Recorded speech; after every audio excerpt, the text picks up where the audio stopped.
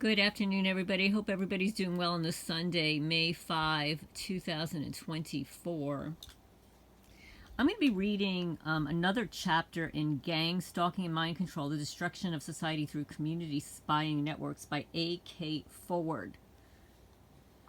But before I do, please remember to hit the thumbs up, like, comment, share if you feel inclined to do so. And who are targets? For the newcomers, welcome. Welcome newcomers, welcome back to my channel. Please remember to hit the notifications bell. Remember to subscribe so that you receive notifications. And who are targets? Why are you targeted? Why are people targeted? Land, property, neuro, rights. Women are targeted, animals, pets, kids. Intellectual property, men. What's involved? It's psychological warfare to influence opinions, emotions, behavior of the enemy. Who's the enemy? Oh, you and I would think that they're the enemy, but no. They consider law-abiding citizens to be the enemy. Freedom-loving people who have an opinion, who like to live their lives, who are prosperous, are considered to be the enemy. Psychological operations, psychiatric reprisal, for punishing people for telling the truth, for punishing people for reporting crimes that are happening to you. They punish you for reporting the crimes being perpetrated against you. What do? We need to expose them. It's organized persecution. It's a smear campaign. Lie, lie, lie. All they do is lie. They have warnings about the target, and they use all these different tactics. It is a gang-stalking subculture. Some people are born into it. Some people join. Some people are blackmailed. Some people are threatened. In most instances, they're bribed. They're paid off. Some people are just derive sadistic pleasure. We need to expose them. It is an epidemic that is taking over this country and the world. Who's involved? Oh, there's so many people involved. Citizen Corp, your neighborhood watch, your Citizens on Patrol funded by the Department of Justice. It's a criminal collaboration. Involves, well, what happens? My favorite Bureau of Instigation has a watch list, a blacklist, many of them, 8, 9, 10, 11, 12, who knows how many lists they have. Once you get on a list, they keep moving you from list to list. You never get off. There's no due process because you're always under an investigation. And an investigation can last a lifetime, right? But meanwhile, the people out there that are in prison, they get due process. They have a jury of their peers. They get to go before a judge, but not us, because we're still under investigation. Yeah, and these criminals, they go door to door slandering you and saying, oh, well, we need to watch him or her because she's under investigation. And the morons out there believe this garbage. They believe it without performing any of their own research. Stupid people do stupid things. Stupid. It's a criminal collaboration of swarming. It's organized crime groups that are in every neighborhood around the country.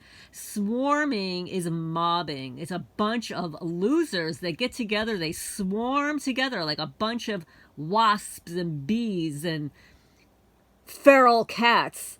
They all get together and swarm you to place fear in you so they can harness your loosh, harness your energy because they're demonic. They're all complicit. Carmageddon is on its way every day, but hush. It's a big secret. It's a secret. And you can get into the program if somebody doesn't like you. It's a revenge for hire. Vigilantes, vendetta, vindictiveness. And guess who's always involved? Law enforcement. So anyway, we're going to continue with Gang-Stalking and Mind Control, the Destruction of Society Through Community Spying Networks. And I'm just going to read the back of his book for a moment again, just in case you're watching this for the first time. I did read chapter 1 over the summer. And this past couple of days, I posted 2 more chapters. There's a secret underground that lurks throughout society, a sophisticated network of secret quote-unquote policing units that are cropping up in every community. It is made up of people from all walks of life who are operating as a fascist secret police force against all freedom-loving citizens of the Western world. They pretend to be serving the good cause. Oh yeah, like the good for everybody. But they are creating terror in our neighborhoods and destroying lives one person at a time. The secret network is not so secret. It's not only used for targeting individuals with systemic harassment, but those within it are often involved in sexual exploitation, blackmail, Satanism, and mind control. Gang stalking and mind control is an inside look at the sinister side of this growing epidemic. This book was written by a target for targets in 2011. And I did look him up on the internet, and he does have one other book. I don't recall the name of it now. It's A.K. Forwood. I found out his first name is Anthony. So there's another book, and it's like in a digital format. You can download it, I think. So the chapter that I'm reading is Some Insights on Stalking and Being Stalked. It starts on page 26. In a typical gang stalking situation, the target will not usually be aware of their assailants right away, and will at first think that the events and activities that begin to take place are just coincidental. But over the days or weeks, they will begin to suspect that something unusual is going on. A target of gang stalking may first become aware that someone seems to be entering their residence wherever they go out, and they might also begin to suspect that they are being constantly watched by their neighbors, by people on the street, and perhaps even with hidden cameras and microphones in their residence. Further, the targeted person may experience many seemingly coincidental, you're going to find that word a lot here, coincidental, but otherwise odd little events in their day-to-day life that eventually leads them to consider that these events are all contrived and that they involve certain people who work or live around them. They may then begin to wonder if they're being targeted for some particular reason. Whether or not there is any possible reason for being targeted, over time, they will find that these events are indeed purposeful, and that this will succeed in drawing their attention to the fact that something sinister is definitely afoot. The purpose of these events at this early point is to initiate paranoia and anxiety in the target. A person who suspects that they are a target of gang stalking, if they have their wits about them and can remain level-headed, might purposely not show signs of their awareness of these odd events when they arise, or respond to them in any way, any predictable manner, but simply keep alert for any further clues, testing them as well, so as to not become delusional about events going on. Oh, that's a word that these gang stalkers like to use. Paranoid, delusional, schizophrenic. Oh, you need medical help. You need psychiatric help. You know that you're dealing with a gang stalker if in your comment section of your YouTube channel somebody writes those words. In this way, the target may find after a while that whenever the target does certain things in their home, there are definite, predictable responses from the neighbors, such as doors constantly slamming, hoots, thumping on the walls, car horns blaring, or any other sudden rise of overall noise levels in the building or outside on the street. When the target does make it apparent through their reaction that they know something odd is going on, but doesn't react as the perpetrators might hope or expect, such as to become frustrated, the pattern of activities surrounding these events often changes because the previous pattern of actions didn't cause the expected reaction in the target. These people are sick pathetic losers. They want our reaction. They want it to be their predicted reaction. And if you don't react in the predictable fashion, they're going to step it up and do something else. Because these people are addicted to chaos. Over time, a composed target can begin to assess the reality of the situation, deduce the methods being used by their antagonists to target them, and take steps to maintain some control over the situation and perhaps begin to fight back. By dealing with gang-stalking events in the above manner, the target can effectively demonstrate their own control over the other parties in these events. This will not only confirm the target's own sanity and understanding of the situation, but will also offer some comfort to know that they have a certain amount of power over the gang-stalking group that is targeting them. That's why you film them, you photograph them, you call them out, you post it online, because they don't want to be exposed. Although some of them really do like the attention because they're psychotic. They're attention seekers. You think they hire people that don't want attention? They hire the lowest pecking order of people on the planet. Low intelligence, low emotional maturity. Many of them have mental health disorders. Oh, and this is just for educational purposes only. I'm not diagnosing anybody. I'm merely stating that there are possibilities out there. Personality disordered, alcoholics, addicts, smokers. Sorry guys, smoking is an addiction. People that eat too much sugar, alcohol is sugar, pharmaceutical drugs, all of those things, or have a history of these abuses, or grow up in an abusive home.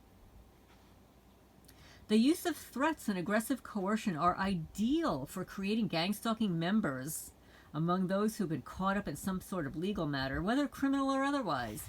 A corporate employee whose job is on the line, a drug addict who's always looking for the next fix, or an arrested person facing possible incarceration are all desperate people that can be recruited as gang stalkers very easily and with very little fear of exposure. Police use such tactics at every opportunity, and in the last few decades have recruited virtual armies of reliable snitches or police agents, quote unquote, to do their bidding. And you think the police, if push comes to shove and there's a lawsuit, you think they're going to protect these losers? Nah. No. They use these people. They use their little snitches, and then they'll just arrest them and throw them in the clinker or cut off their funding. The actual number of people who routinely spy for the police is uncertain, but 50% of the population is not at all unrealistic, and this is in 2011. The relationships between controlled gang stalkers and their handlers or controllers will usually extend for years or decades, using the person's ongoing career, drug addiction, criminal involvement, or general fears and insecurities as a coercive tool of control. Where such things as the loss of employment, an addiction, or a threat to facing a lengthy jail sentence cannot be used to coerce a person into the involvement in gang stalking activities, other methods, including blackmail, can be used instead. That is, provided that the person can be caught in a compromising position. Now, I'm going to add something here that when you join all these secret societies and these Illuminati clubs, you've heard about the musicians and the rappers and the artists and the actors and actresses that go to these special parties and they're filming everything, and they deliberately place you in uncompromising predicaments while you're under the influence of something and videotape you and film you doing the dirty so they can hold it against you in the future. And I guess that guy who had the island was doing that also. That's how they use the blackmail. So they'll take like a married man and dangle like a young single girl, and they'll do the dirty, and it'll all be videotaped, and they'll threaten him to go to his wife or something like that. I don't know. The police, as well as any corporations or private parties with money to spend. You hear that? If there are people out there with money to spend, well, who has money to spend? Oh, yeah.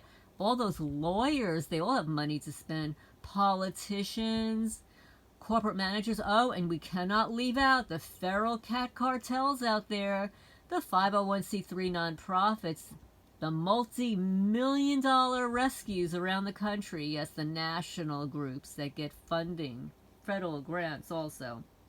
They've got money to spend, and it's not even theirs. They don't have to blink an eyelid. They have access to wealth of surveillance technology, and they may even provide it to the gang-stalking groups under their control in order to achieve their ends. So that would mean that some of these groups that can afford the technology, or let's say other police departments that have the technology, might even loan it to police departments that don't have the technology. Not only that, but the police will look the other way. That's right, they'll look the other way. What is that called? Conspiracy against rights under the color of law? Looking the other way when you're an official you're part of a mob now. When you're in a position of authority to end or dispute or intercept something illegal that's going on, and you choose to look the other way when you have an oath of office, it is now considered mobbing. It's no longer just stalking. But the police will look the other way if one or more of their gang stalkers must commit a crime in order to assist them. This is now entirely legal for the police to do in Canada and the US. Really? This is back in 2011, and in this way, remote cameras and microphones are regularly planted in a target's home to learn their routines and habits, and to discover any other pieces of information that could be used to disrupt the person's life and antagonize him or her for any other reason that might be in the interest of the controllers. You all sound like sick little effers. You all need to be in prison. Are you listening to me now? You listening? You little psychopaths, you personality disordered losers. Oh yeah, and that county lawyer, we know that you're one of those controllers. Everybody reports back to him. When participants of gang stalking groups are briefed on a target, if the police are handling them, they will often have a police file with them, which is simply a prop. It's a prop because it's a skit to manipulate a gang stalking participant or a group into action. That's why these people, they're so ignorant. Somebody could walk up to them with a file filled with fake papers, and they'll be like, oh my goodness, oh, we'll help you. Duped again. This file is usually just an old file that they might have had handy with a few fake documents bearing the target's name added in, and if possible a mugshot of the target clipped to the inside of the folder. Using the fake documents in the file, the police will present the target in a highly exaggerated or completely fraudulent terms. The more suspicion or hatred they can instill in the gang stalkers toward a target, the more willing the gang stalkers will be to undertake whatever tasks might be asked of them. These people are stupid beyond belief, just stupid. It's quite possible, for instance, for a target to be characterized as a suspect under investigation.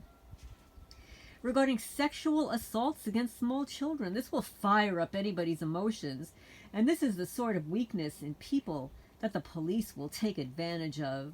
It should be noted that the police will not usually make the claims that might later be revealed to be false. Oh, no. So telling the gang-stalking member that a target is a suspected kiddo molester rather than a known one, listen to the discrepancy, listen to the words, suspected rather than a known one, is safe from being found out to be a lie. Being a suspect means that you're involved in an ongoing investigation, but whether or not this is true can't be verified as long as this investigation is ongoing. like for 15 years. Being told that the target is a suspect in an investigation assures that the parties who are told this won't divulge what they've been told for fear of being charged themselves for interfering in a criminal investigation. You see how they twist everything here? You see how this works?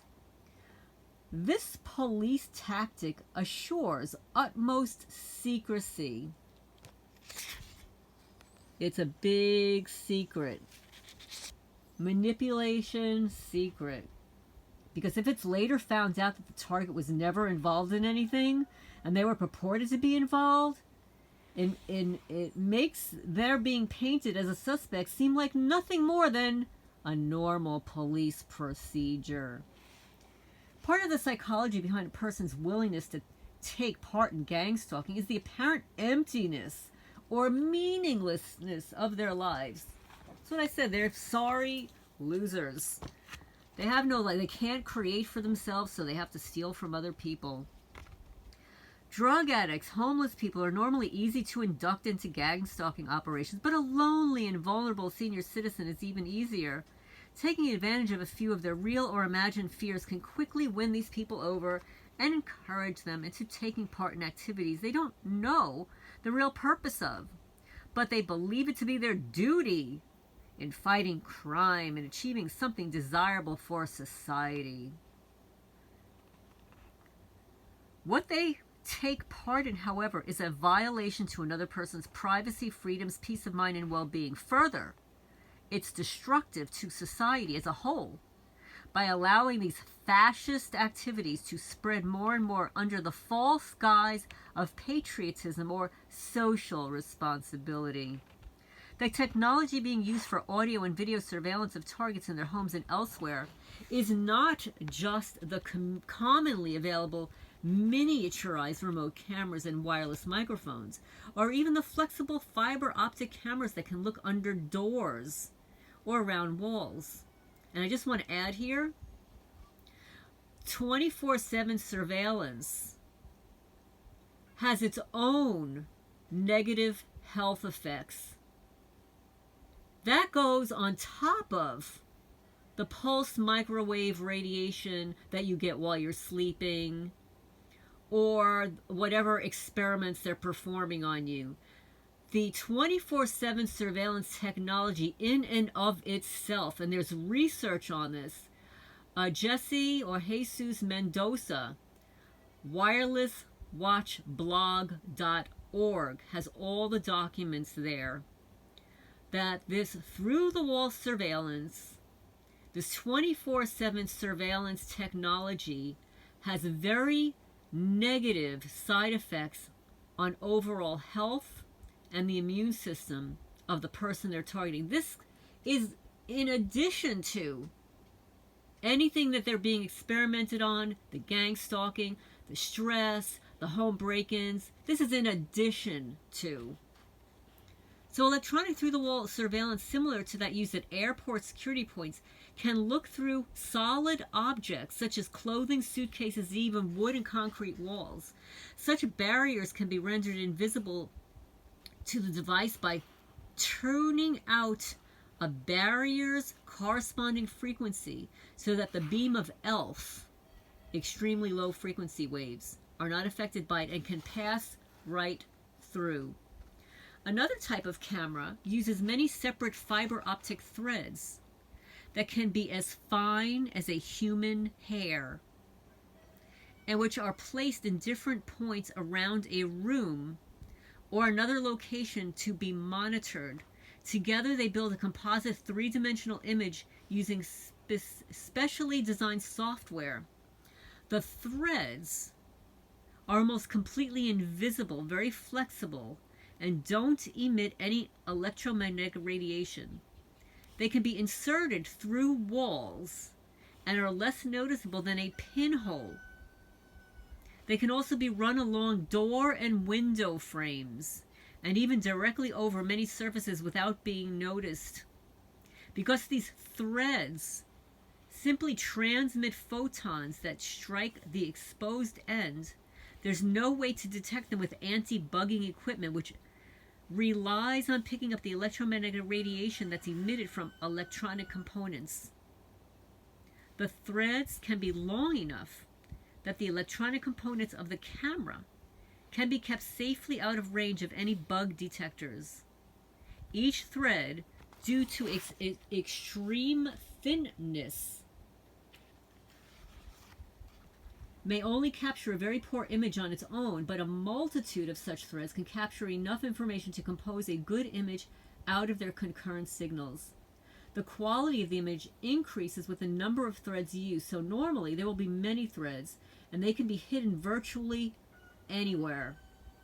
The cost of this fiber optic thread is extremely cheap, so the loss of any number of threads and their replacement are of little significance and does not affect the continuation of monitoring. Hey guys, if they can buy these threads and they're cheap, why can't we? We need to find out where we can buy these threads to perform our counter surveillance. Often gang stalkers will carry a cell phone, even though they have no apparent reason to own one. This will even include welfare recipients or homeless people, or how about those invaders across the borders? Aren't they given cell phones and gift cards? If you live in the downtown area of a major city as I do, you may become familiar enough with these people in your neighborhood and their activities to see that they have no real need for a cell phone, and yet they have them. You might notice that they never seem to use them either, and will use pay phones for their personal calls even though they have a cell phone. Cell phones are so common today that most people don't seem to notice this oddity, but for anyone who's able to observe these people on a day-to-day basis, it becomes obvious that something isn't right. Knowing that gang stalking groups often include these sorts of people, it becomes clear that they're provided with a cell phone in order to both facilitate their group operations and to keep in contact with their handlers. I don't know. What about those immigrants that were given cell phones? Although the police are definitely involved in organizing certain gang stalking groups, they are not the only ones setting up using these groups. As I said earlier, organizations of all kinds have been drawn into gang stalking activities. Small businesses, large corporations, churches, schools, community organizations, social groups, and even street gangs have all become involved in this activity. And I'm going to add 501c3 nonprofit cat rescues, multi-million-dollar generators across the country are gang stalking and targeting their competitors, people that have a different mission, or if you speak out against their mission, they will target you.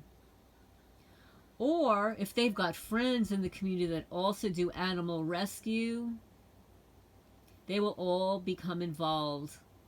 And this happened to several people that were volunteers at the New York City Animal Shelter in New York City. After a certain somebody became a director there, she had no previous experience with animals. Zero.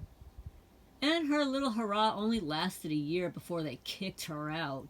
They didn't renew her contract, but she ended up at a multi-million-dollar feral cat national nonprofit.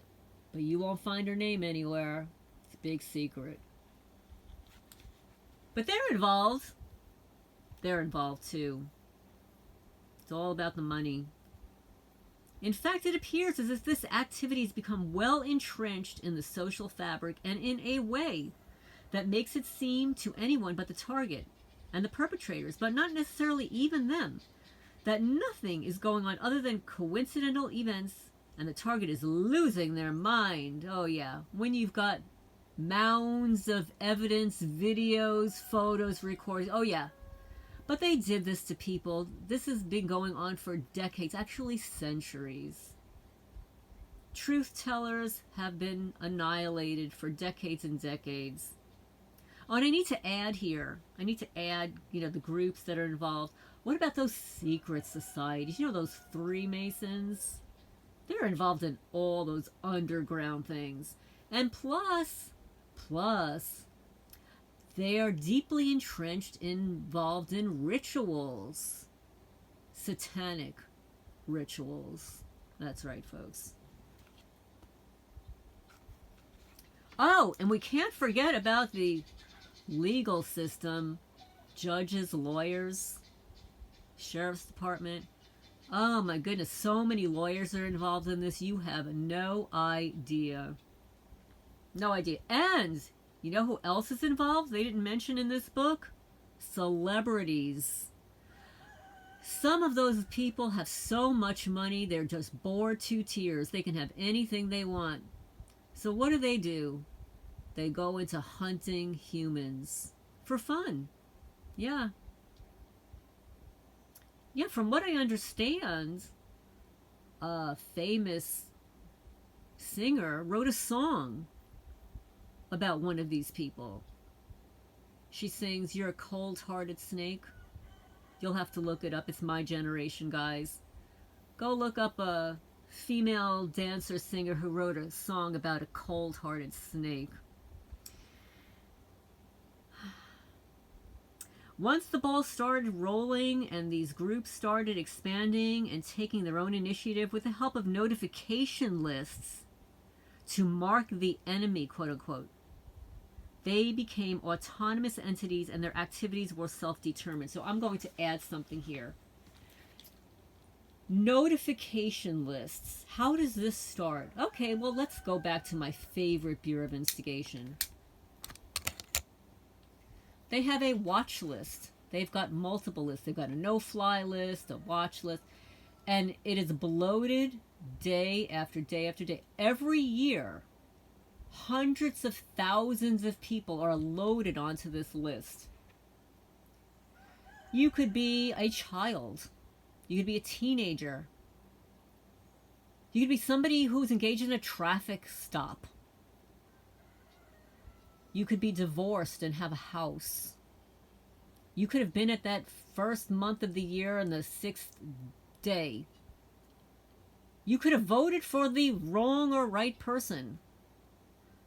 You could be an influencer, like Freddie Mercury. You know, that group Queen. The plausible deniability was that they gave him AIDS. He didn't contract AIDS. He actually had a wife. They gave it to him because he was too influential. And what about, who else did they take out? What about the 28 Club? You know the 28 Club? Janis Joplin. I'm losing his name here. Jimi Hendrix. All the actors, all of the ones that died at 28. You want to know why it's 28? It's Saturn, guys. It's a Saturn cycle. Saturn, the planet with all the rings there. Saturn, Satan. That's right. That's the 28 Club. Look it up. You can do your own research. Go look up the 28 Club. Between the ages of 27 and 28. And this is why also when marriages are pre-arranged, they're usually before the age of 28, because after that, the individual becomes more autonomous away from their paternal family influence.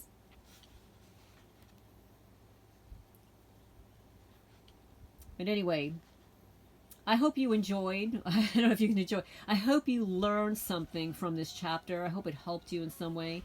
Please remember to hit the thumbs up.